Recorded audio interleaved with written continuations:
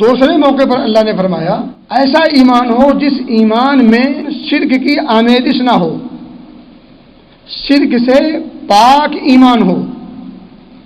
اگر یہ خوبی کسی انسان میں، کسی ماحول میں، کسی معاشرے میں، کسی جماعت میں پیدا ہو جائے، اللہ رب العزت نے ایسے لوگوں کے لیے ہدایت کی بھی بات کی ہے اور امن کی بھی بات کی ہے۔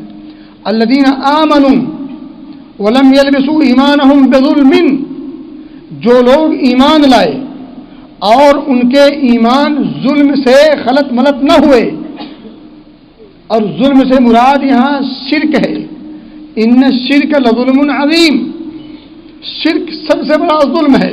ایسا ایمان ہو جس میں ظلم نہ ہو، ظلم خلط ملط نہ ہو ان کے ایمان کے ساتھ۔ تب اللہ نے دو خوشخبری سنائی، اولئک لہم الامن، انہی کے لیے تو امن ہے، وہم مہتدون، یہی تو ہدایت یافتہ ہے، ہدایت کی بھی ڈگری مل گئی اور امن و شانتی کا پروانہ بھی مل گیا۔ شرط کیا رکھی؟ ایسا ایمان ہو جو شرک سے بالکل منزہ، مبرہ، پاک اور صاف ہو، آمیزش نہ ہو اس کی۔